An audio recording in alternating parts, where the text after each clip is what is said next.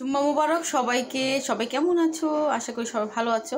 চলে আসলাম নিউ আরেকটি ব্লগ নিয়ে তোমাদের সাথে শেয়ার করবো। আজকে আমি সকালবেলা তো পাউরুটি, তারপরে বাটার বন এইসব নাস্তা খাওয়াইছিলাম। তো দুপুরবেলা আমি কী রান্না করছি সেটাই শেয়ার করছি।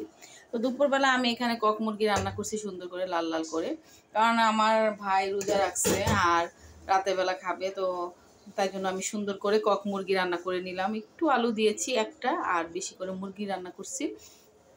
আর এদিকে আমি করলা ভাজি করছি, বগুড়ার আলু আর করলা, আর সাথে দিয়েছি দুইটা ছোট ছোট বেগুন। এটা আমার ছোট কাকার খুব পছন্দ, আমার ছোট চাচু এই ভাজিটা খুব পছন্দ করে, করলার বেগুন আর করলার সাথে দিয়ে আর কি ভাজিটা। তো আমিও সেম আজকে ওইভাবে আমার চাচির মতো রান্না করছি, আর এটা আম্মু খাবে।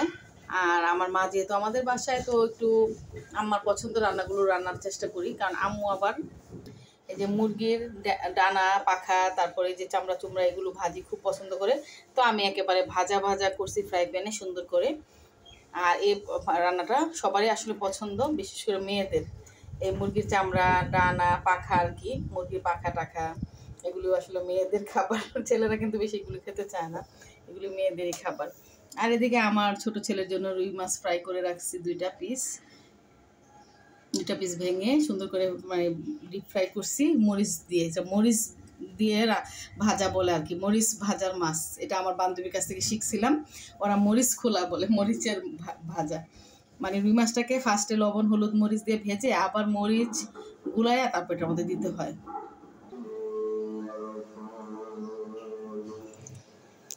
আর ধনিয়া পাতাগুলি সুন্দর করে ছড়াই রাখছি, পানিটা শুকাইলে বক্সে করে রেখে দিব, তাহলে ধনিয়া পাতাগুলো অনেকদিন ভালো থাকে। আর লেবু স্বর্ণের মতো দাম বেড়ে গেছে, লেবুর দামও প্রচুর, লেবুর দাম বেড়ে গেছে। দুইটা লেবু 30 টাকা দিয়ে আনছে, 60 টাকা হালি। আর এদিকে গাছের লাউ শাক শুটকি দিয়ে রান্না করছিলাম কালকে, ছোট আলু দিয়ে অল্প একটু কয়েকটা ডুকা পেরে সুন্দর করে এটা রান্না করছিলাম। আর যতই মাছ মাংস রান্না করি না কেন, একটু ভর্তা না বানালে হয় না। তো আমি বেগুনটাকে সুন্দর করে ভেজে রাখছি, এটা পেঁয়াজ শুকনো মরিচ দিয়ে মাখায় ভর্তাটা বানাই নিব আমার জন্য। আর এদিকে একটু শুটকির ভর্তা আছে, এটাও হয়ে যাবে। আর এদিকে আছে লতি রান্না করছিলাম কালকে শুটকি দিয়ে। লতি রান্নাটাও কিন্তু বেশ চমৎকার হয়েছে। মাই ডিয়ার হাজব্যান্ড নাকি দুপুরে খাবে, তো এই জন্য সব কিছু ফ্রিজ থেকে নামাই রাখলাম, নর্মাল হয়ে যাবে খেতে খেতে। আর এদিকে অরিও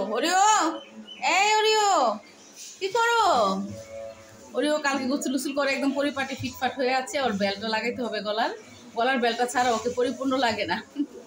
আর এদিকে সব রুম টুম ক্লিন করে মুছে টুছে একদম ক্লিন, আর কোনো কাজ নাই। আর এদিকে মাই ডিয়ার হাজব্যান্ড আনারস নিয়ে আসছিল শান্তিনগর বাজার থেকে, তো আনারস একটা খাওয়া হয়েছে, আর একটা রয়ে গেছে। আর এই যে বেল, একদম গাছের পাকা বেল নিয়ে আসছে এলাকা থেকে। এখন শরবত বানাবো না, সন্ধ্যার সময় বানাবো, ভাই যেহেতু রোজা রাখছে ইফতারের সময়। আর এদিকে অরিও এই যে দেখো, এই যে অরিও ওইদিকে আছে কিচেনে, ও আয়সা। আর এদিকে কাপড়গুলো ধোয়া হয়েছে, এখন কাপড়গুলো আমি সুন্দর করে বারান্দায় ক্লিন করে মানে বারান্দায় নেড়ে দিব, কারণ কাপড় মেলাও একটা সৌন্দর্য আছে।